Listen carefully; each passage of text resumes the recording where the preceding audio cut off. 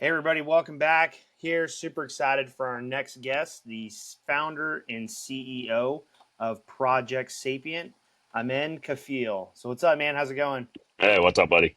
So, super excited to do this. I know not long ago, I had the absolute privilege and honor to be on your podcast as well, which was great. I mean, we dove into a lot of different things, and I'm excited to get your flip side, how Project Sapient started, and really your story, because I think it is truly incredible, especially your upbringing. Yeah, man. It's been an interesting road so far. And ever since we did an interview with Nick Lavery a while back, I kind of threw this thing out there where it's like, hey, how do you meet these people? And Nick made a really good point because we ended up just reaching out, right? We ended up connecting and Yeah, kind of going from there. And Nick made a really good point. He's like, hey, man, you miss 100% of the shots you don't take if you don't just reach out to people. And uh, it's been awesome in the last couple months to see, where you guys are headed, and then how much common ground that we actually have. yeah, You know, yeah. That's the incredible part in this kind of circle, with um, especially with kind of self service to others and as well as service to self. You find a lot of people in this circle that are very genuine. yeah, it is, and a lot of people I think get nervous, if you will, or they don't want to jump in because they're like, "Wow, that space is so crowded," But it really, yeah, it's crowded. But when you look at how many people are out there, how many people are looking for, hope, training. I mean, it's the possibilities are absolutely endless, and Yeah, your story, your approach to how you do things is going to be different than ours. So that's why so many of these people are starting to come together and combine because it's yeah. just, you can just give back an incredible product. That's the thing. I have a very good friend of mine, owner, CEO of Northern Red, and me and him, we talk all the time. And he said one of the things he said that I really kind of captured was, instead of everyone trying to take the whole pie, everyone gets a piece of it. In Yep. the circle, like everyone has their own niche, everyone has their own methodology, everyone has their own story, and you combine us all together, you get that whole pie of just like you get this full circle of just everything, whether it's training, philosophy, self-awareness, awareness, situational awareness, whatever it is. It just morphs into this big pie. Yeah, and I was telling people that are associated with the military that yeah, you can take a hill, right? It's great, but think about all the other backside support and all the assets that you have. When you just start stacking assets to be able to make things easier, like your Yeah. effects on target are just so much better. And it's the Oh my same God, way yeah. in business. You can Yeah. start combining assets and avenues and just dominate. And Oh yeah. I mean that in a really good way because you can just affect that many more people. You know. Yeah, exactly. Exactly. So, heck yeah. Hey, let me give your intro here though. So for everybody listening, Mr. Kafel is a combat veteran, law enforcement leader, and expert in tactical health and human performance. With over 20 years in military and police service, including combat in Iraq, critical roles in SWAT, DEA, and patrol, he brings hard-earned insight to the physical and mental demands of those who serve. As I said before, he's the founder of Project Sapient, a platform and podcast merging neuroscience with the tactical training to improve performance, recovery, and resilience for first responders. His mission now is to empower those on the front lines with the science, tools, and mindset to lead and endure. So, dude, it's and kind of I guess really before we like dive into your background and stuff, the other thing I think is super incredible is I was listening to something the other day and I forget which podcast was on it. Somebody said, "How is it being an entrepreneur?" And he said, "Hey, ask me in an hour, and you should have asked me an hour ago. Like how fast it changes." And last time we talked, you talked about like you're what year 5 into this, Yeah. and just finally getting the wheels to turn. Yeah. It's a long road of basically enduring, right? It's not there's some entrepreneurs that I've met that make it into a sprint. And the unfortunate part is when you make it into a sprint, you lose focus and kind of forget why you first started because you are moving so fast at this lightning speed because the only thing you're thinking about is succeeding in whatever it is that you're trying to build versus, what I found is the slow and steady wins the race, right? Kind of what we were brought up with, thinking, slow is smooth, smooth is fast, right? So it's, to me, it's kind of like balancing that aspect of, yeah, I love growth, but at the same time, I want it to have natural growth, the growth that I know it's heading in the right direction because I'm very particular on how I want it to grow and very particular on how I want to build it to be successful, to sustain itself long after, where we're in the ground. Yeah, and I think and not losing the passion for it. Yeah, exactly. That's Because the thing. Yeah, I find a lot of people start to lose passion, especially if they're moving so fast. That passion just disappears because they get so immersed in the I guess I would say like the top dollar amount, right? And everything's about the dollar, chasing the dollar, chasing the dollar. It's like, to me, it'll come, like it'll come because the path you've chosen, the path you're moving is what you're passionate about, and all the other things will just come together. I look at it like an eval. Yeah, Um, a lot of people get very worried about what's it going to say, and it's like if all you do is just just take care of people, just yeah, take care of people, and go after your passion. The rest will take care of itself. Because if you can do the right thing, dude, word of mouth is going to spread. People, and yeah, it'll build itself, just like an eval.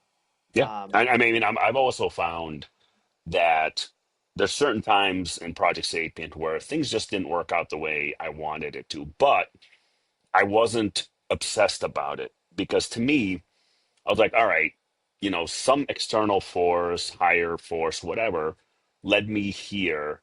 Now I'm being pulled in a different direction. Therefore, I'm gonna, okay, that's okay. It didn't work out the way I wanted to work out, but that's okay. So I'm moving now in this direction. So I'm like, I don't force anything to happen. yeah, It's gonna happen when it happens. That's kind of what I've learned over the past 5 years with Project Sapient. yeah, which is a long time, but it's really not a long time. No, it's not. If you think 5 years is not really that long. Heck yeah. Well, let's dive into it, man. You want to tell us about your Yeah. childhood, which I'm super excited to hear about. Yeah, for those who, I mean, if you go on Havoc Journal, I'm one of their top writers. I get so much stuff published. If you go on Havoc Journal, you'll get a glimpse of a lot of my childhood, um, regarding how I grew up. And I was born in Monrovia, Liberia, back in 1981, and I think if the Civil War never broke out there, we'd be there still. I'd probably be living there still if it wasn't if it didn't turn to shit. I'd still be there because I mean I have great memories. I mean even to this day, I mean some stuff that I remember, my parents would say, "Man, you were like 4 years old. How do you remember that?" But it's because those memories are really something that I remember, like the beaches, the having the fun and stuff like that. But the flip side is when the Civil War broke out, when Charles Taylor came in with the militias and overthrew the government and went into a bloody civil war.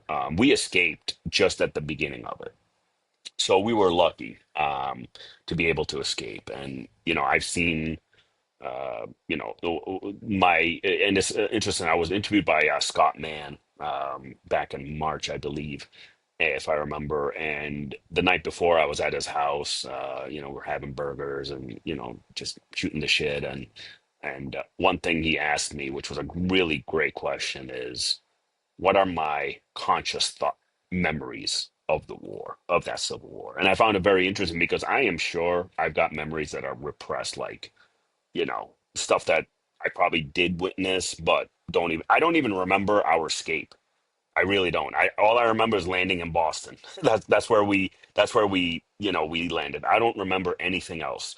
So the only thing I remember is the soldier jumping out of what I probably a deuce and a half, or it was a military truck, and getting blown up by a grenade. And this is when I was like 6, 7 years old.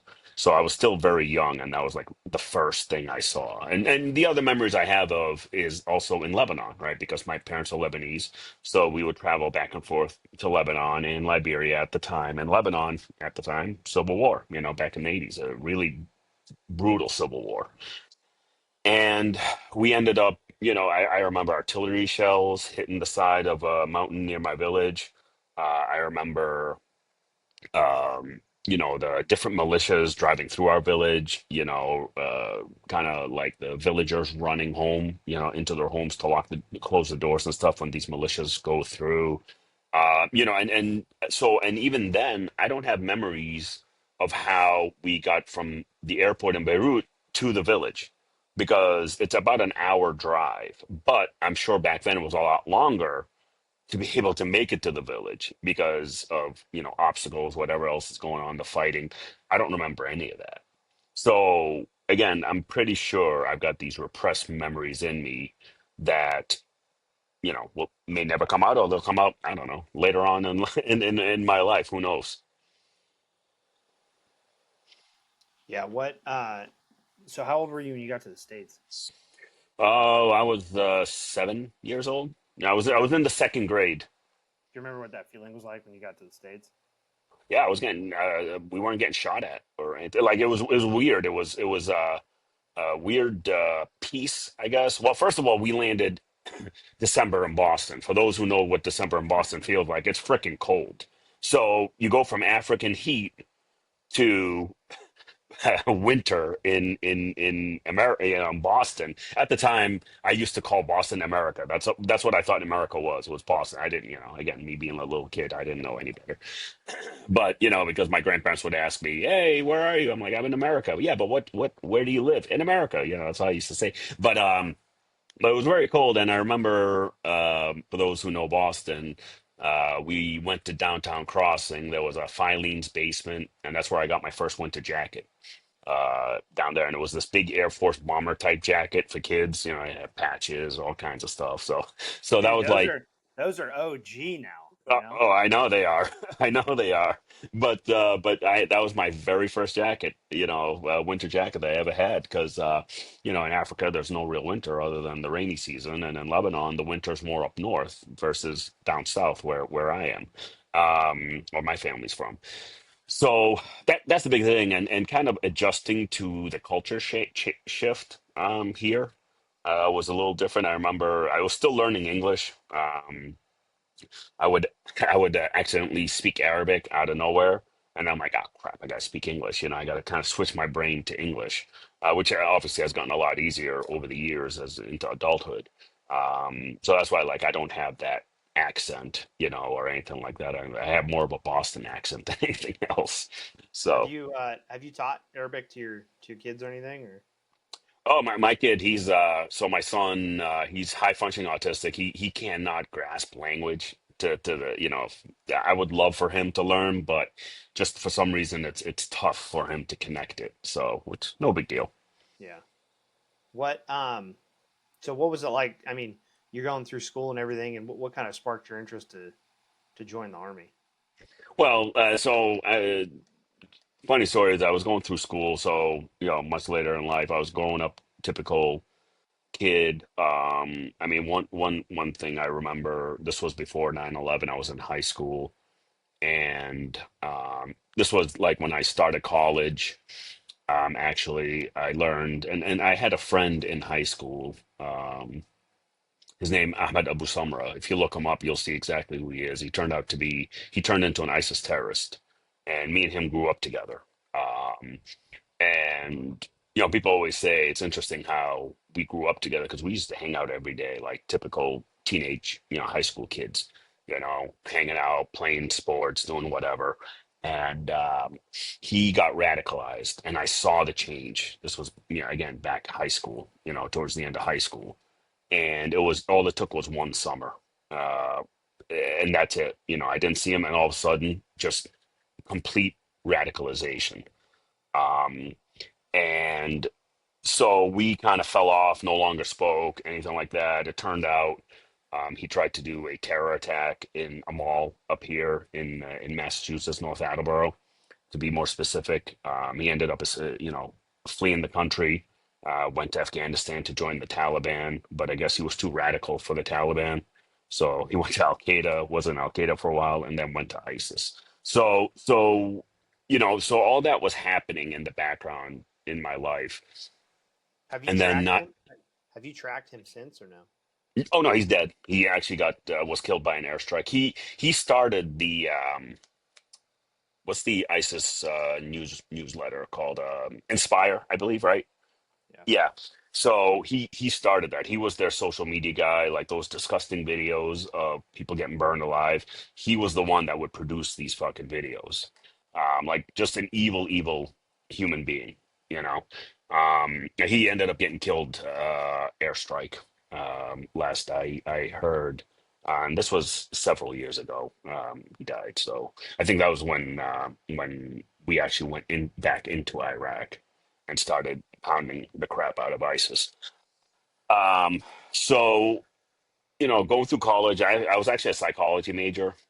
It's interesting how things change all of a sudden. And 9/11 happens while I was in college.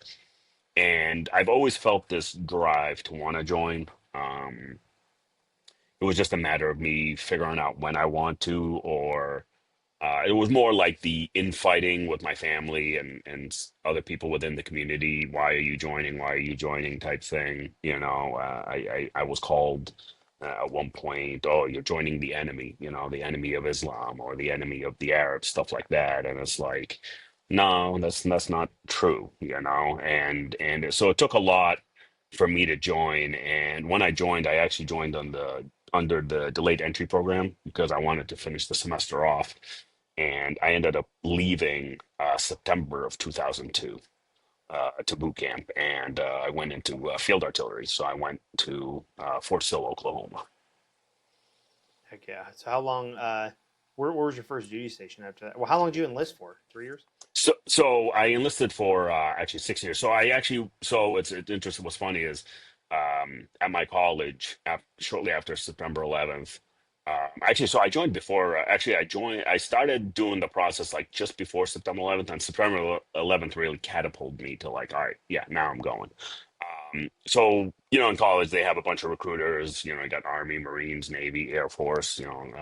So the first booth, literally, to me, the Army National Guard, like they were right there.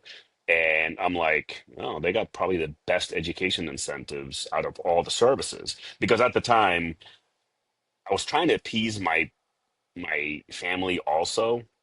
I mean, I really wanted to do the active duty side, but I was really young and I was still like, how am I maybe if I do part-time, they'll be okay with it, or instead of going full active. So I should see that's why I went Army National Guard and went field artillery from there. So did your parents give you the any flack for wanting to do that, even though they had fled and came to America?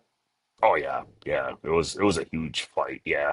I mean, when I went to boot camp, they hardly sent me letters or spoke to me. Even my graduation, they never came. You know, and you know, it was what it was back then. Did it change over time or? Um, a little, not much. They're just kind of set in their ways. Yeah. So you joined the National Guard, and then did you end up staying in the Guard or? Yeah, so I mean, I stayed in the guard, but we were activated real quick. It didn't take long. So my time so I think I was longer active duty than I was in the guard because we just deployed right away. So I graduated January of 2003. Invasion of Iraq happens, and then we get our orders to deploy, and we go to Fort Dix, New Jersey. Um, August of 2004 is when we went to training, and then we ended up going overseas. So my total deployment was about 18 months. Ooh. So it's Well, because crazy. back then, your 1 year started when you hit in country. Your Yeah. stuff CONUS never counted. Yeah. So y- you're one of a handful of people that I've met that has had that. There was Yeah. a guy that that I'd served with, and I met him in '08. So he was in Budigen, Germany, and Okay. he did an 18-monther, a 15-monther, a 15-monther, and then a 12-monther between '03 and '07. Wow. Like, So he was like still in that. Yeah. yeah, and that dwell wasn't a thing. Um, Yeah. yeah, I mean, people might think like, wow, 18 months is a long time. Like, dude, that's a long, long It time. is a long time. It is. I mean, because every day you're waking up, training, doing all sorts of scenarios and land nav and all. I mean, it was a long, was it 4 or 5 months before we actually deployed. Yeah. So, how was your deployment to Iraq? Yeah, it was '04. You said. So we started January '05 is when we officially landed in Iraq. Okay. So right Yeah. before the surge started happening, about a year Yeah. before. Yeah, about a year before the surge. And during that time, I mean, '05, it was like the Wild West in Iraq. It was still full on fighting, still hunting Al Qaeda. We were very busy. I mean, my unit, so the unit I was with, we got attached to an MP battalion, 793rd MP battalion, in a FOB called FOB Spartan, about 60 miles north of Baghdad. So right in the Sunni Triangle, basically. And my unit got tasked with detainee ops, but the battalion commander found out I'm fluent in Arabic and plucked me right out of my unit, and I reported directly to him. So did you end up acting as like a translator and like PSD almost? Yeah, yeah, translator, PSD, and then I'd get farmed out to different units that would come through RAO that needed intel help or conversations. They found me to be the perfect, not the perfect, I should say, but the type of soldier they wanted. One who's one a U.S. soldier and two can speak Arabic. So they didn't. It wasn't about vetting, any of the Iraqis or anything like that. So my deployment was very, very busy. It you know, looking back, I had a lot of great moments and a lot of bad moments because with those, when you're constantly outside the wire, you're going to deal with shit and you're going to see shit and you're going to, have to deal with whatever's coming at you. Um, at the time, we just those EMF Yeah. rounds. EFM, Yeah, EFMP. yeah. Those just started happening while we were there, and so things got really hairy. Yeah, for people that don't know what EFMP is, so no, well, I'm saying EFMP. It's Jesus.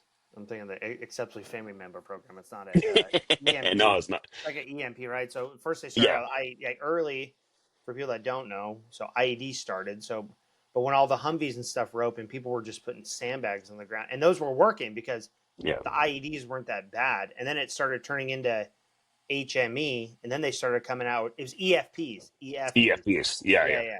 So then the EFP started coming out, which was almost like a shape charge, and it would go out, it would blow into a shape and just, I mean, pulverize, yeah. like pulverize. When you Yeah, got into '06, '08, it was like full blown Abrams were just getting plucked and just yeah, dropped. yeah, Um, and yeah, man, some of the, and I don't mean this in a derogatory way, but some of the smartest, most dumbest people you'll ever meet because people looked at them and were like, "Oh, I can't believe, you know what I mean? These people live like this or here." But you're like, dude, this guy goes to his house and puts a few things together and puts some fertilizer in the next, and he's blowing tanks to smithereens. Like, yeah, you know, yeah. Yeah, no, it was smart. hairy. Yeah, Yeah, it was smart. I mean, that's the thing. Like, you learn real quick not to underestimate the enemy. yeah, And I've always said, like, listen, just because they live in a mud hut doesn't mean they're not resourceful. yep. Like, always be careful. So, did you? How was that deployment like overall for you? Like when like as you were going through it, and then when you came back, when you look back at it, did you take a lot of lessons learned away from that? Oh yeah, I took so much. I mean, I grew a lot after that deployment. I mean, you're talking I was 20, 21 years old, young buck buck sergeant, um, and looking back, I could see how I would think back. I'm like, God damn, the responsibility I actually had on the operational level and the intel level. That's why everyone, I shouldn't say everyone, but that's why, when a unit would roll through, the battalion commander would have me go out with them because of the amount of intel I knew, because of my connections with the various villages in the area, the assets I've developed, the relationships I've developed. I mean, I was doing basically um, UW work without realizing I was doing UW work just because I was out there, winning the hearts and minds and speaking to people and learning so much about the area that I ended, I'll never forget this SF unit came through and we kind of had the map overlaid in the battalion talk, and they just wanted, they were looking for HVTs, and they brought, battalion commander called me into the area and just they said, hey, go brief these guys on the villages and blah blah blah. I'm like, yeah, no problem. So I go in there and I was giving them all this intel. I'll never forget the SF commander. Forget which who was the group. I mean, I never really asked. But yeah, I remember he takes his baseball cap off like and rubs his head, and he's like, "God damn, you have more stuff than our intel." And part of it is because our battalion commander was so proactive. We were out all the time. He hated being in the office. He's the type of battalion commander that just needed to be out on the road, needed to be out in the AO, needed to be out there, assessing, planning, doing all the shit. He was more so what ended up happening is the previous battalion was a very reactive battalion. So, and IED strikes were really high. I forget what the numbers were, and ambushes and whatever else. When the battalion commander came in, he changed it up to no, we're going to be proactive. We're going to be going after these assholes. We're going to hunt them down. We're going to do this. We're going to do that. And you see how the drastic drop in IED strikes, like talk about skyrocketed down, still happened, but not as frequent as the previous unit. So it goes to show that proactive work is actually really good. Like, instead of being reactive. That's one of the lesson, one of many lessons I learned that I brought into law enforcement, that I brought into my life is like, don't wait for that thing to happen. Like just go and just get ahead of it. That way, you can control, I say control loosely, but you can control the outcome a little more, if you know what I mean. No, 100%. And I think I want to get into that too, but you make a good point about just constant, just be at the point of friction. Yeah. Far too often, there's a lot of organizations that, especially on the DoD side, uh, eh, there's so many systems in place, right? And nobody wants to move until the systems are in place because either that's all they know or they're so worried about a career driven decision. Um, and you're going to do that at the expense of other people possibly getting hurt. Yeah. Um, so I mean, that's really good to hear. Is there anything in that deployment that really stuck out to you that you've kind of carried to implement into your life that really helped you get when you got started getting into law enforcement? Can you share? Yeah, I mean, one thing I've learned is to just be a better human overall. I think when you see enough death in your early life, even in my childhood, it just the trivia, the I call them first world problems are not some things that I really you know obsess about. Like if I lose the internet, oh well, whatever. Like like I'm very laxed in a lot of things as a result, right? Where I'm more understanding, more caring, more compassionate, and I brought that compassion over into law enforcement, where like sure, early on in my career in law enforcement, I was a go-getter. I was like, yeah, proactive, proactive, proactive. Like, yeah, I'm going to go out and I'm going to do this job. And, the way you learn this job, just like in the military, is you have to do it. You have to do it. You can't just sit back and wait. There's no such thing as doing that. I mean, I see a lot of people in the profession that do just that, but they wind up not really learning the job. because you could have a cop 20 years in who still acts like it's his first day on because they haven't really done the job. Um, so to me, I really wanted to be proactive, kind of like the way I was in overseas. Obviously, we're not at war, but I found that the patrol work I did or I do is nearly similar to us being out on the roads in Baghdad, being out in cities and towns and stuff like that, where it's all about the human connection. I mean, I'm not talking, the firefights or anything like that, but what I'm talking about is more of the dismounted patrols. Get out your cruisers, go talk to people, learn about the neighborhood, learn about what makes this guy tick or what makes that guy tick or what drives this guy to break into cars all the time. Is it more about their drug habit, or is it something else that's driving? So it's really like learning what's really going on with the neighborhood, with the society that you're patrolling. Um, when did you when did you get back from deployment? Oh seven. Oh six, beginning of oh six. Okay. And then when did you go right into the police academy? So I actually went into the police academy in 2007.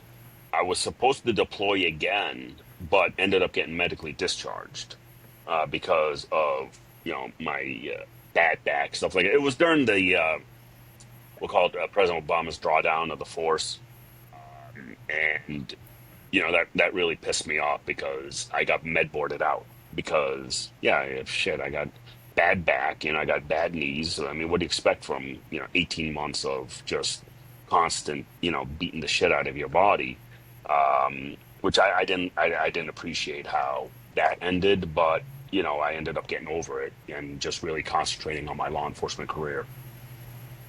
So you went into law enforcement, and then when did that career really like start for you? I guess after the academy and everything. Yeah, after the academy, I mean, your first like few years in law enforcement is you're trying to figure it out, because it does, your first year you're on patrol, you're still being trained, you're doing a lot of left seat, right seat type of stuff. Then you're out on your own. You go through like a 12-week in process. We'll call it it's called an FTO program where you do the left seat, right seat type thing. It's 12 weeks long. It's kind of back then it was, it's a sink or swim type of stuff. So it's like, yeah, they throw you into the deep end and hey, let's go. Let's see what you're made of type of thing. I mean, everyone wants to see you succeed, but also they want to make sure that you are safe. You are safe in the cop, that you are going to back them up. They'll back you up. Like it's one of those building trust type of moments. So so when I first started, I was with the transit police here in Boston, and then I transferred over to another city, and it really started taking off for me at like the 5 6 year mark of my law enforcement career, because I think just the leadership and whatever else saw that sort of spark in me, that proactive guy, the guy who just goes out, but also thinks outside the box type mentality. Like, to me, not everything was an arrest. Like, I could find other solutions, right? I could find other things. So I ended up going into a plainclothes unit. So I was plainclothes for like a year and a half, and then I got moved right to detectives after that. And so I was, between plainclothes and detectives, I was there for like 10 years doing that. And within my time in detectives is when I moved on to become a task force officer with DEA and on the DEA's SRT team. And let me back up. So I make plainclothes. I try out for the regional SWAT team here. I make it in, and then I go detective. So I've been with SWAT since 2013. Did you? What were some of the things that you would do that you'd find another solution besides an arrest for? Just to give people that are listening like an idea. Yeah, yeah. So like an example would be, there was this one house we would constantly go to all the time. It was a drug house. Stabbings, like violent crime, drug dealing, and it's an eyesore for that neighborhood. Just constantly stuff that goes on. So finally, yeah, and that's the thing. You arrest, release. I'm like, this isn't working. This is not working. So I ended up going on one of them. We had a stabbing over there, and I get there, and what I start noticing is building code violations, illegal rooming houses, really unsanitary living conditions. I called the city. City came down the next day, and they just completely shut down the whole house, and just everyone moved on. And that's when I'm like, oh shit, like this actually worked. So a lot of it, people ask me like, oh, how did you know to do that? I'm like, I winged it, like just I wanted to figure. And that's the thing about outside the box thinking. It's about taking these calculated risks, right? Where you set things in motion. It's to kind of see. It's not like this reckless plan that I put together. It's more. It's calculated in a way because one, it's never been done before. But just because it's never been done before, it doesn't mean that you can't do it. Yep. So that's like an example of outside the box type thinking, where where a lot of police officers and cops in the profession, they're very black and white. Well, if you do this, this equals this. Oh, this plus this equals this. Whatever. Well, to me, I'm like, all right, yeah, this plus this equals this. But why not we add another aspect to the formula and see what the end result is? So one of the end results is, yeah, I had to learn the building code, city ordinances, just different things to to be a more effective cop out on the road. And it's not about hammering people, the citizens. It's more having tools in my toolbox, as they say, to use to help people, to help neighborhoods. I mean, it was amazing to see how the neighborhood just came right back to life, because when they saw the city workers and police and ambulance, I mean, we had to get somebody out of there because the guy was living. The landlord had this dude living in the bathroom. He had MRSA, and you're like, I'm like, what the hell? So I mean, they were slumlords basically, and they would allow anyone as long as they get a paycheck, they don't care.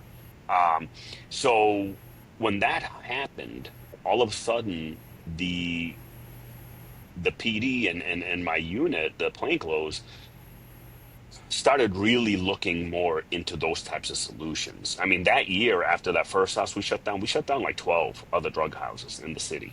So it really had this positive effect. Now, if you want to think about first, second, third order effects, right, which I do bring into law enforcement, the first order effect is, yeah, the shutdown of the house. Second order effect is now the neighborhoods is coming back to life. You got kids playing outside.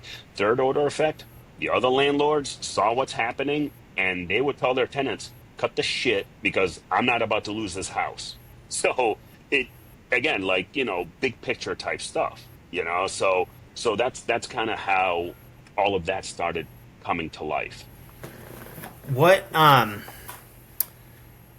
so obviously, because we've talked about it, at length.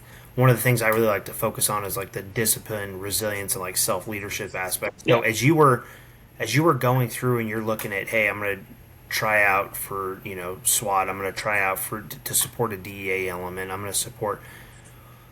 What were some of your factors that you were putting in there that helped you stay disciplined and like balance or have like a harmonic balance with family, work, and not dive all in? So it was kind of tough at first, right? Because I'm this really kind of go getter, high performing type individual where I'm like, yeah, I gotta go, gotta go, gotta go, and it's really about, like you said, the balance though, because when I went to become a task force officer, task force agent with the DEA, I mean, it was a busy office I went to, very, very proactive, very busy office. And, I'd be out at night at 1, 2, 3 in the morning doing surveillance, planting GPSs, doing all kinds of stuff in the late night. So the way I was able to kind of keep my home life together is also spend time with my family when I can. It really is tough. it's tough to balance that lifestyle if you and it can easily consume you if you're not, if you're not taking, if your awareness is not there, if that makes Yeah, sense. I'm trying to yeah, make it make sense. So if yeah, if you're all in your profession and you ignore the other side of you, which is the family side and the more personal side, that's going to bite you in the ass big time. It's going to come at you with everything it's got, meaning your kids are going to be, all messed up because what's so interesting with my son, like he's high functional autistic, but when I'm not around, you can tell just by his actions. And same with my wife. Like my wife was just away. She's still in the Air Force Reserve, and she was away for a week, and he was all messed up. He was all like all over the place. And kids can really tell you, like you just by the way they act, you can tell that they're off because the parents aren't, or their world isn't in sync. yeah.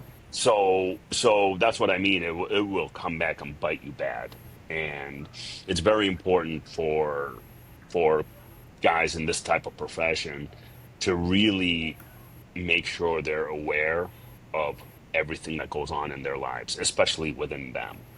I mean, and here's the thing, I'm not talking like I'm perfect. This is all lessons learned that I had to learn the hard way as a result because of the way I was. Because again, I went all head in and I was like, hell yeah, doing all this. And I was working great big time federal cases, running around with DEA, SRT, kicking in doors, throwing flashbangs everywhere. Like, it was a very, very busy time for me. And it reared its ugly head, when I was that devoted to it. Because unless you're able to balance it out, your personal life is gonna come back and bite you in the ass in a way that you're not gonna think it'll happen, which it did with me for a little bit, and then I was able to kind of restructure myself and bring myself back to where I should be in this harmonic state where I'm able to balance everything together. What are some of the things that you did for people that are probably listening and being like, well, I wonder what he did? You know what I mean? So yeah, no. So what it was is just ignoring the house stuff, ignoring what needs to be done at home. Helping my wife with whatever, stuff like that. And what ended up happening is and resentment came in, and I would kind of lash back, like, hey, I'm doing important work out here. Like, why are you being like this? So it really came back and bit me as a result. And I realized that real quick. It didn't take long for me to realize, and that's the whole part of the awareness piece is if you lack that awareness, that's when bad shit would really happen. Um, I mean, I did get a point where I hit a low mark at the time because I was pushing myself so hard that eventually my brain, if you think about it, like, cup runneth over, those things are real if you're not careful. That if you take too many tasks on, especially in this line of work of life and death and doing all this shit, like if you're not able to balance it correctly, it's going to hit you, in ways that you don't think, whether it's mentally, physically, emotionally, it's going to hit you one way or the other. So those are the type of things. I mean, it's not like I did anything bad, but it was just the culmination of things that I ignored that I should have been paying attention to. Yeah, I've And if for your listeners, everything's fine with me and my wife and my kids, we're all happy. They're like, oh, he got divorced or something. No, no, none of that happened because, one thing is, behind every great man is a great woman, right? And, that's the thing is like, with my wife, she's a saint to be, with someone who's high performing, and she's a high performing woman herself. So she's always been this very understanding individual, knowing of my passions and dreams and, doing my thing. So no, like everything's great with us. Especially really balancing. Ever since I really worked on balancing my work and my personal life, it really got much better. yeah, and I've ran into that myself too, and I just the cold hearted truth of it is you can give everything you got to whatever profession you're in, but if you get hit by a car tomorrow, like you are replaceable, but you're not Yeah, replaceable to those people back at home.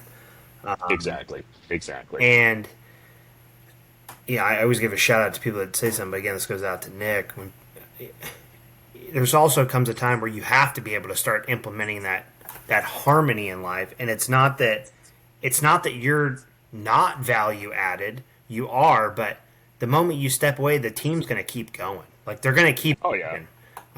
yeah, I think that's a hard thing for a lot of people to latch onto because they're like, well, if I'm not in this door, if I'm not here, nobody else is going to be here, and it's like they will be. Somebody will be here. yeah, Um, yeah. you know.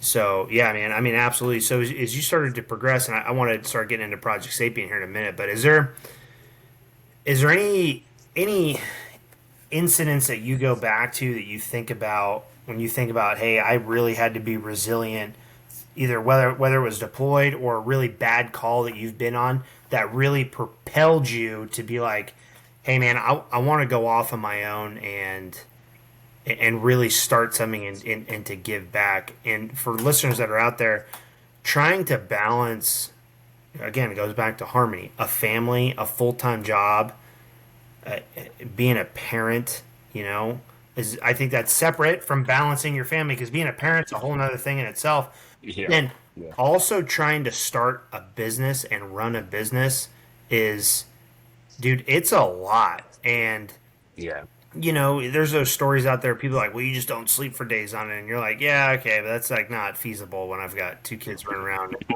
So, was there any moment that really like propelled you to say, hey, man, I'm gonna put something else on my plate here because these lessons learned are the ones that stood out to me, and I've got to be able to get these back out to people or anything. yeah. I mean, so, I mean, in the professional law enforcement for a while, it's starting to get a little better now, but for a long time, I started to see this degrading of training, like this, like it started getting worse and worse, and I'm just like, what are we doing? And the in terms of degrading, it's like, a cop only needs to maybe once or twice a year have to qualify with their weapon. It's like, well, that's okay, that's nothing, and you're shooting at a static target. Well, in the real world, nothing is static, everything's moving, you know? And then I started to notice a lot of just the training just really lacking. I'm just like, listen, we're in this profession of dealing with people, and there are at times life and death situations. I think we need to be training a lot more, but a lot smarter. Can I And want to ask yeah, you something on that because like yeah, so I have a lot of friends that have gone into law enforcement. I got family that's in law enforcement, and the one thing that drives me nuts is you hit on it. It is a life and death profession. And I get it, right? Yeah, people are busy, but nothing says you can't go home and practice dry firing. Nobody says you can do it. yeah, So the question I wanted to ask is why, on the discipline aspect, why are there so many first responders, right? And I get it, stress and other things, but when your life is on the line, they train, they become disciplined to be able to put themselves through an academy. And it's the same thing in the military, and I know you know that. Regardless, yeah, there's guys that serve in certain communities that do that too, but man, there's so many people that go into law enforcement, and I look and I'm like, dude, if tomorrow is the day between you and the guy over here, like, you ain't coming home. Like, yeah. yeah, I wanted to ask that, like, before I forgot, like, why is that? And when you talk about training, is that something you're trying to implement also? Yeah, and so I think a lot of it has to do with the the profession as a whole and um, the leadership as well. If I'll give you an example, I was talking to Kyle Lamb. This was a couple of years ago. I mean, great dude to talk to. For those who don't know who Kyle Lamb is, a Command Sergeant Major, Delta, legendary guy, Mogadishu. I mean, he's CEO of Viking Tactics. Great guy.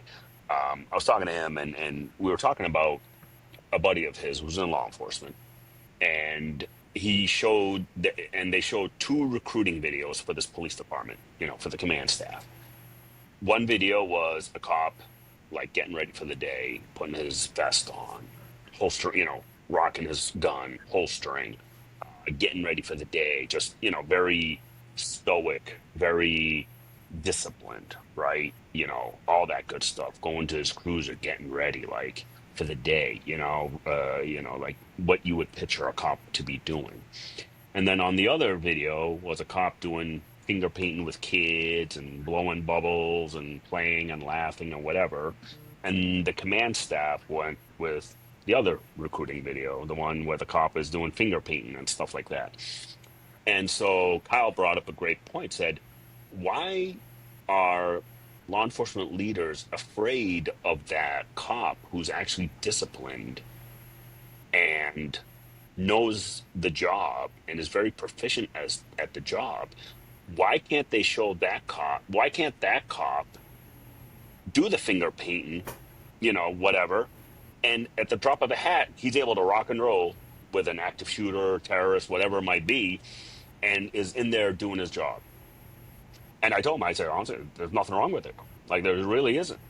Like, yeah, at times I have a bag of lollipops in my cruiser. I give it to kids when I see them, when they're out there playing. I've gone up to like lemonade stands, bought lemonade from kids. Like, there's nothing that says that you have to be this soft type individual, because I truly believe this phrase, the saying that I've come to. I don't know who exactly started it, but hard times create hard men, hard men create soft times create soft men. We're at soft times creating soft men. Like, this is, and I could call it for society, soft times create soft society, and soft society create hard times, because we decided, out of society or whatever, decided that we need soft individuals in these life and death type professions, which it's not feasible. It's not sustainable. We see a lot more cops get hurt as a result of a lot of these types of mentalities that are going around in this country of, you know, uh, kind of walking on eggshells all of a sudden, where to me, I'm still like this blunt guy. Like, no, I'm going to call it as it is. Like, no, you're an asshole. You're an asshole. I'm going to deal with you. At the same time, I still have that compassion. I still have that care for my fellow man, for my fellow American. It doesn't mean that I'm soft. It doesn't mean that I'm not willing to do what is necessary. It just means that I'm I made myself proficient in this job. To me, qualifying and proficiency are two completely different things.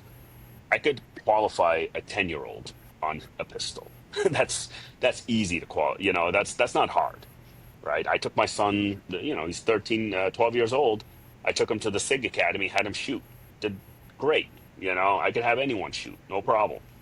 But to be proficient is a whole different world, where I could take, again, we're close to a 100-man department.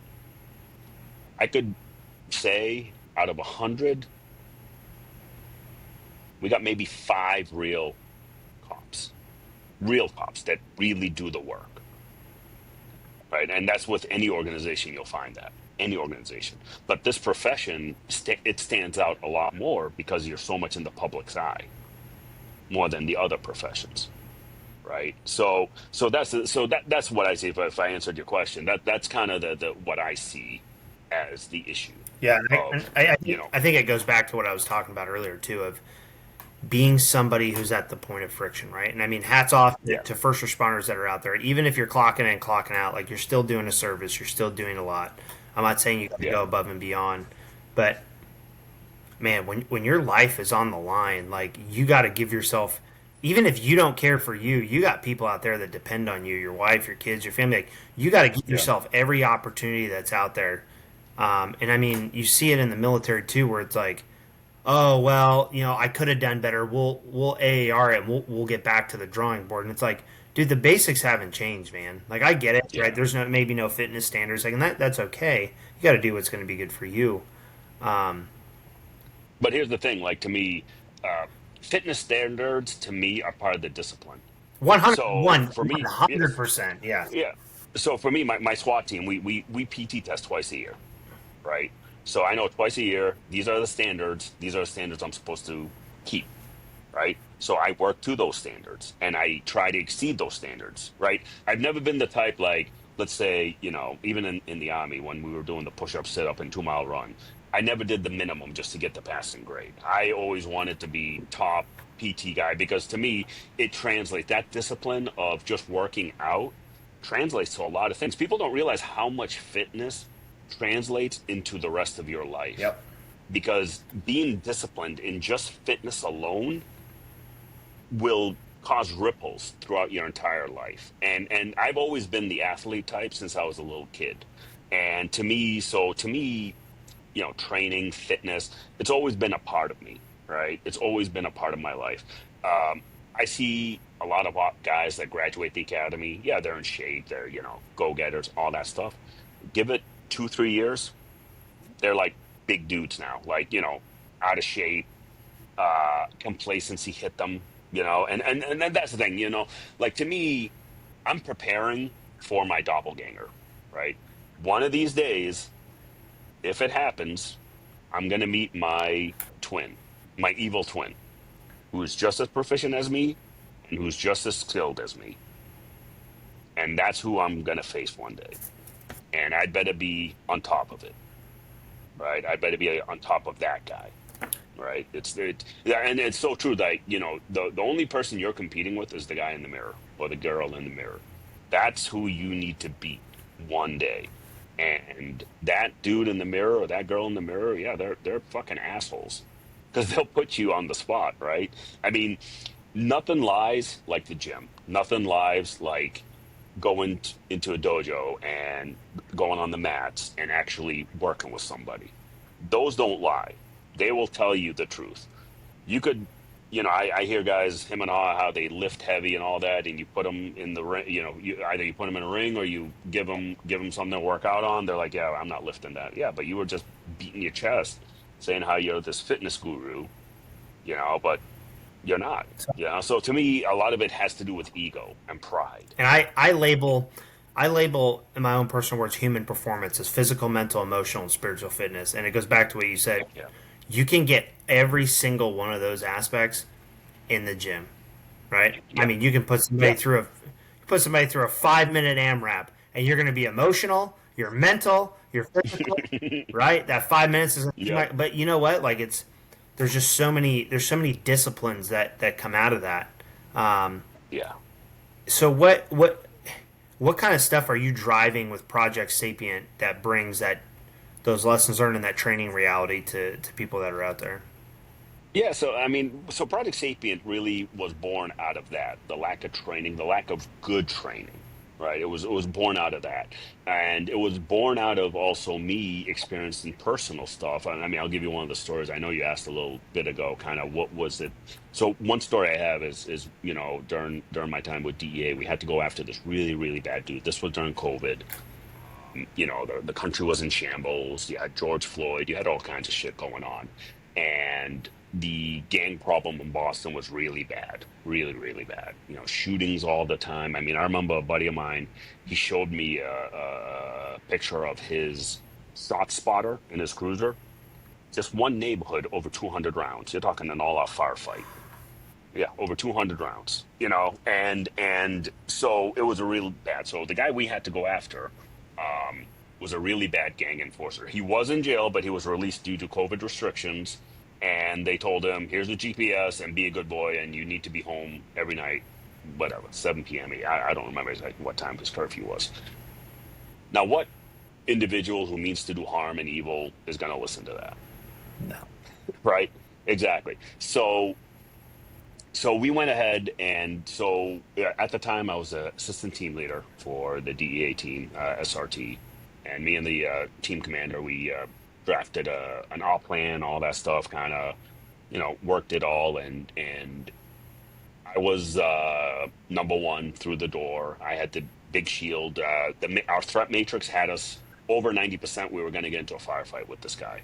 He was that bad. Even one Boston SWAT officer, operator once, during the debrief or during the briefing, said that he actually had a chance to shoot and kill him. He should have, but he didn't. It's like his regret because this dude is so bad. Um, so we ended up putting the plan together, all that stuff. So now fast forward, now the day of the hit. You're talking, it was a massive operation. You're talking multiple SWAT teams across the city and state, just really rounding up. I think over a month time span, almost 100 high profile gang members were arrested during this operation.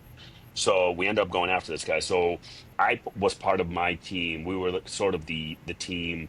It was me and four operators. Our job was to go right for him. Like, just we knew exactly where his room was, and funny thing enough, it's in his mother's basement. Right? You're like, of course it is. Go you, man. So Go you. Real time. yeah, You can pay your own rent. yeah, exactly. So he was living in his mom's basement, and there was an access door to the basement directly to his room right across. So we had all this intel.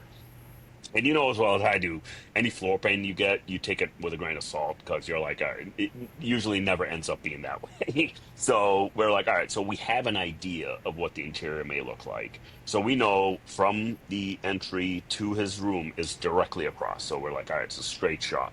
So it was me and four other operators. Our job was to go right to him, right to the room. Everybody else starts fanning out, clearing the rest of the basement. So I go in, we breach the door. I got a big ass, this 50-pound shield. I'll send you a picture of it after our call. You'll see, like, dude, this thing was a behemoth. So 50-pound shield, and I had my pistol. I go in. I see him. He sees me. He ducks back into his room. I'm like, oh shit, there he is. Now we're going. And we make entry, and I see him going towards his bed. There's a extended mag. There's a Glock on his bed with an extended mag, and I put literally my gun was right here in back of his head. I was already squeezing. I'm like, let it go, let it go, let it go. Squeezing that trigger, and he let it go, and my finger came off the trigger, and we ended up cuffing him and sending him off. Now, 2 days later, right, heading to training with my SRT, we were it was somewhere in Connecticut. We were doing range training, right? Just regular range training. All of a sudden, out of nowhere, I just started bawling. I know exactly why that happened. I didn't finish processing what the hell just took place, right? What did I almost do? I almost took a life, right? I would, and usually, I was always pretty good at processing, ARing, like really internally kind of working through everything that I just did. And mind you, right before that hit, a Boston police detective told us, hey guys, be careful. The DA's looking to fuck a cop today. I'm like, oh, wonderful. So that's playing in the back of my mind. So I'm like, oh, great. I'm going to end up in federal court if I end up shooting and killing this dude, you know? But anyways, so broke down crying, and I'm like, geez, at first I'm like, why the hell is this happening? Then it kind of brought me back. I'm like, it's because I never processed it. I never processed that I almost killed a man, or I almost killed another human. Now, to me, yes, he is human, right? Even though he was a bad dude, real bad dude, evil, whatever, but still, there is still a human part of me that really didn't want to squeeze that trigger. But I was squeezing the trigger anyways, right? Because if he ended up turning with that gun, it's not just me, it's also my teammates behind me that are relying on me to keep them protected, right? So all of those emotions came right out. All of them. All that emotion just dumped because it was such an intense day. So that's like one of the reasons why I started Project Sapient, is to put that in the forefront, to say that is natural, that is human, right? We are not these machines. Sure, we look cool in our fucking green turtle outfits and whatever, and doing cool things and stuff. But in the end, no matter how you dice it, we are human in the end. Human beings that decided to, raise our right hands, swear the oath, and go out there to do the job. And that's a lot of, I think, what people miss when it comes to the training of first responders is there is always going to be a human element no matter what. So I mean, another example is when I talk about active shooters and I put the guys in this position. I say, during a tabletop exercise, I'll tell them, I said, all right, you have an active shooter down the hall, but there's a 9-year-old screaming, trying to stay alive. Are you going to leave this 9-year-old and go kill the active shooter, or are you going to deal with the 9-year-old? Now, the right answer, textbook answer is no, we got to go after kill the shooter. Yeah, that is true. Our job is there. But are you going to be able to live with yourself knowing that you just let a 9-year-old bleed out and die? Those are the tough questions I ask during these classes, during these talks, because to me, it needs to be at the forefront. You need to talk about it in order to start processing what might happen, because it is going to happen. If you are going to see it, you're going to see it. And preparing your mind ahead of time I'm not saying it's gonna, might help you in the end, I talked about right? that. And I talked about yeah, that too because it's like you're never going to rise to the occasion. You're always going to fall the lowest level of training, and if you don't expose yourself to any of that stuff till game day, you're probably not yeah, going to be in the best spot. You know what I mean? And no, yeah, no, I mean that's. I didn't mean to cut you off. I mean, I was thinking, no, I yeah, was thinking about that, and the other thing I was thinking about is how many videos I see of people when they react to an active shooter. This goes back to the training. They grab their pistol instead of a rifle, and I'm like, yeah, why are we doing that? You know what I mean? I'm not, I'm not picking on anybody, right? Like I'm guilty of a lot of different things too. It's training. It comes down to just the discipline of dry firing or understanding that if I only shot twice this year, do it 25 yards at a moving target, probably not going to hit this dude with my heart rate. I got a better shot taking a long gun. Um, and that's the other thing in my training is I factor in heart rate. So I set everyone up in heart rate monitors, and I get their heart rates up purposely, right? Because I've used myself as guinea pigs, and I know that whenever I go to a hot call or a crazy call, hot call meaning like a critical incident, my heart rate's already between 130 to 140, 145, somewhere around there. Because my brain, my mind is priming the rest of my body to deal with whatever situation I'm about to get to, right? It's priming me, it's getting me ready. It's your amygdala, it's everything that's going through you in your primal instincts for survival, right? And that's the stuff I teach is because it's never talked about. yeah, No one talks about what it's like when you have auditory exclusion. No one talks about what it's like to not be able to pull the trigger anymore because you're so worked up because you're in that black zone, in that black phase where your heart rate's at 190 and you're unable to do those fine motor skills. Well, I always tell people, and there's research that shows that you can train to that standard. It's all about training, right? NASCAR drivers, rally drivers, Formula One drivers, their average heart rate's at 200 beats per minute. Yet you hear them, the way they talk, the way they drive, smooth, very easy. But look at their training, what they go through to prepare for each race. I mean, their training is rigorous and it looks like it is awful, but it's by design. So, and that's the other thing is we're willing to pay millions of dollars for athletes, professional athletes, to train them to that level, but we're not willing to train our first responders that deal with life and death situations nearly every day. yeah. And the answer So, I love hearing is like, well, it must be nice to be them. It must be nice to this. And I'll tell people all the time, like, if it's not a priority for you, it's not going to be a priority for anybody else. So if nobody else is going yeah, to pay for it, you should find a way, right? And if you're like, hey, I can't afford it, then I would challenge people to reach out. I mean, you know what I mean? You'd be you miss 100% of the shots you don't take. exactly. You know, you're 100% right, and I see it in SOCOM all the time. Like the amount of money they put at people to be able to perform at a very high level. And you know what's crazy is like it sounds like all this wazoo stuff, and like yeah, some of it is, but it's like, dude, 85% of it is literally basic stuff that you could do at home. It's just you're Yeah, having somebody there force you to put you through the motion. Yeah, and that's the thing. During some of my classes, I'll tell people, I'm like, how many of you do room clearing in your homes? Not one hand goes up. Like, why? It's like, you're at home. Take 15 minutes. Like, I'm not talking like do 4 hours of drill work, right? Dry fire, all you need is 15 minutes a day. Do some dry firing. Unholster, reholster, unholster, reholster, right? You got to do anytime. Like I tell, some of the cops, I make it very basic. When you get a brand new holster, what are you doing?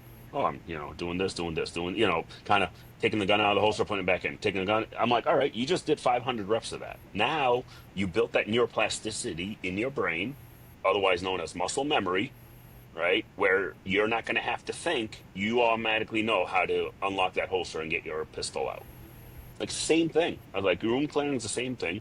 Even studying law, the practical application of the law. Like I like new guys. I have a couple newer guys at work that ask me really good questions because what they do is they'll look, let's say, simple whatever assault and battery. We'll say, they'll look at this law, and what they'll do is they'll go through scenarios in their heads. They're like, oh, if I encounter this and this, the victim tells me that, oh, therefore the crime is this. I said, oh, good. All right, good job. Like, to me, you are mentally rehearsing the job. And people don't realize visualization and mental rehearsals is just as effective as physically doing the job. There's this awesome video of the Blue Angels. I don't know if you've seen it around social media, where they're sitting in a conference room, eyes closed, and they're going through their formations, and their commander is calling it out, and it is very synchronized and very methodical. And I'm like, that's awesome.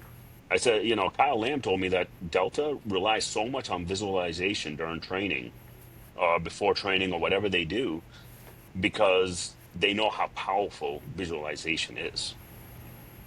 Yeah, again, something that you can do with your team, right? Yeah, And to some people, they think it sounds funny, and they're like, "Oh, it sounds cheesy," and it's like, yeah, but it's a rehearsal, man. yeah, You're never gonna rise to the occasion. And what's crazy is the majority of people will agree with your training methodology. It's just yeah. they're too nervous to speak up because they're worried about what other people are gonna think.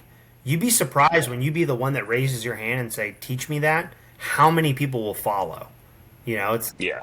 the power of positivity. Yeah, exactly, and that's the thing is having this positive outlook, having being this positive influence on others.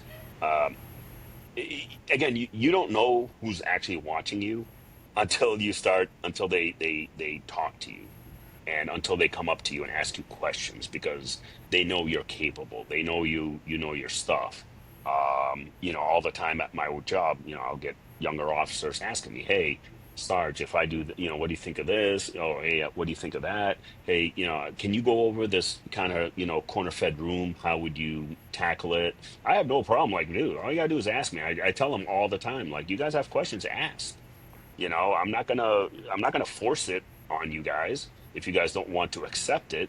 But for those who ask, I give them an answer, and we do a quick 1 minute drill.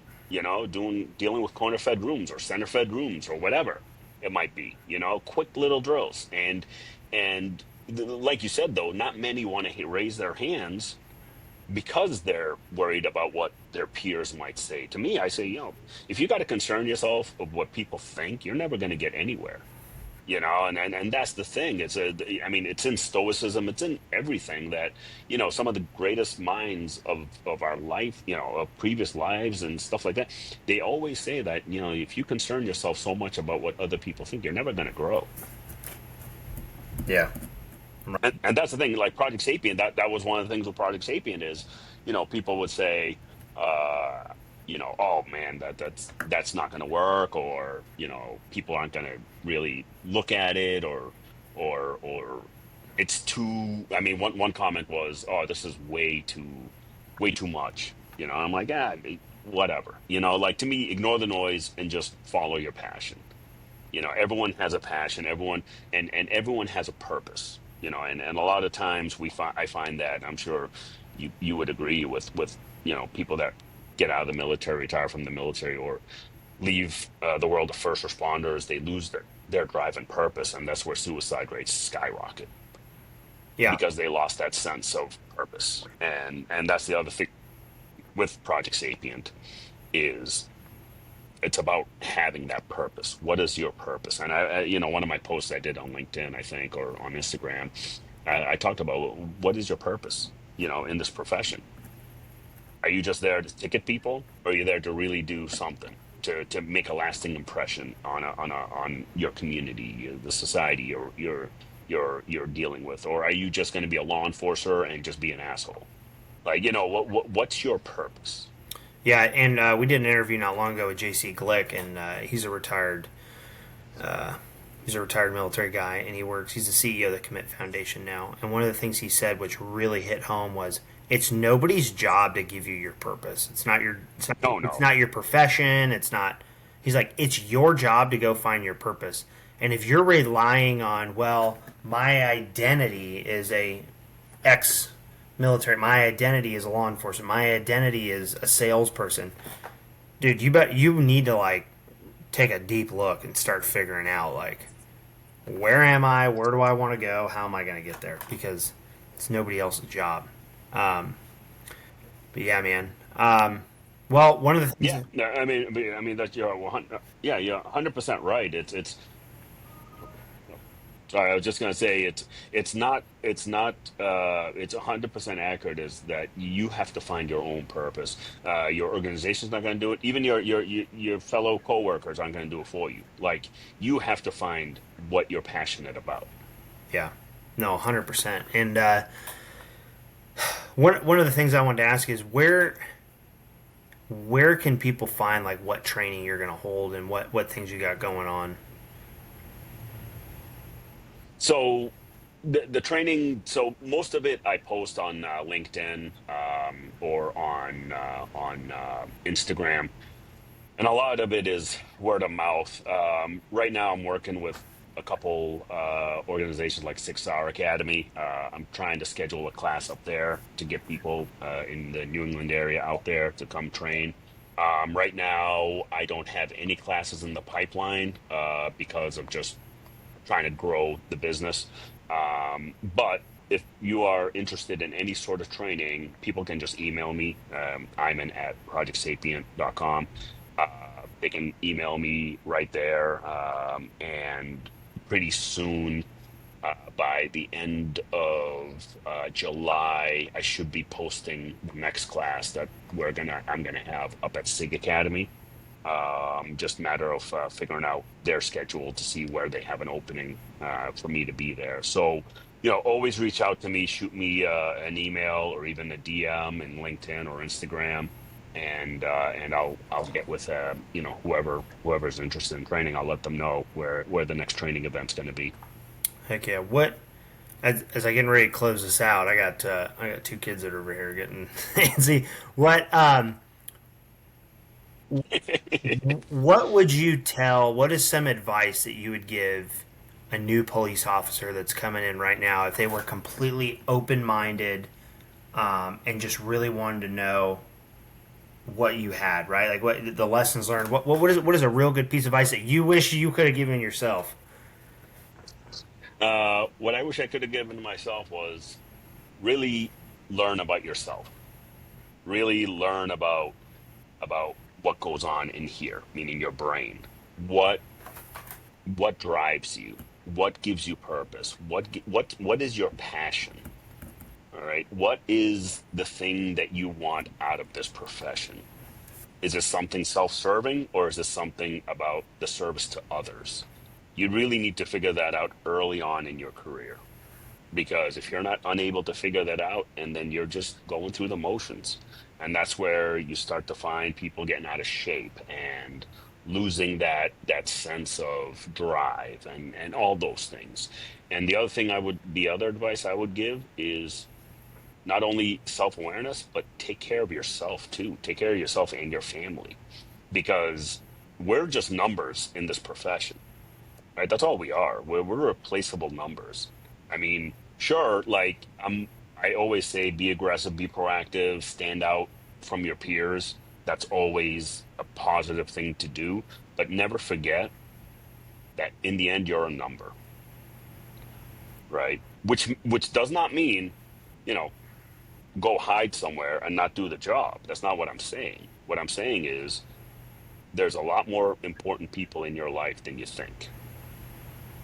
So take care of those first because your family is what's taking care of you, not the job. Yeah. One of the things I like to tell people is three lines of effort as you go across. Number one is self care. Because if you can't take care of yourself, you can't take care of anybody else. Like, Yep. I don't care what that is. Maybe it's fitness, maybe it's, reading, whatever it is. Number two is take care of your family, right? Yep. Build them into your schedule. Because when you can take care of your family, when you can take care of yourself, then you can take care of your family. When you can take care of your family, the number three is work. Whatever your work is, work will take care of itself because Yeah. they're going to be there for you and say, "Hey, I understand. You've given back." But when Yeah. you've talked about it, when you neglect that part of that harmony, dude, there's not going to be much care or anything when you hit a wall. Yeah. 100%. But absolutely, man. Well, hey, thank you. I know this was fast and furious, and I really appreciate this. I'm super excited for people to hear this, and I'm super excited to hopefully team up here in the future when our schedules can align and just really, find a way to give back. Absolutely, brother. Yeah, I'm all about it, man. Yeah. Hey, for people that are listening, hey, check out Project Sapient's podcast. Check out the Beyond the Trek podcast. Like them both. Share them, right? If there's something in here you like, there's somebody else out there who's going to want it too. So I appreciate it, man. Thank you again. All right. Thanks, dude. All right.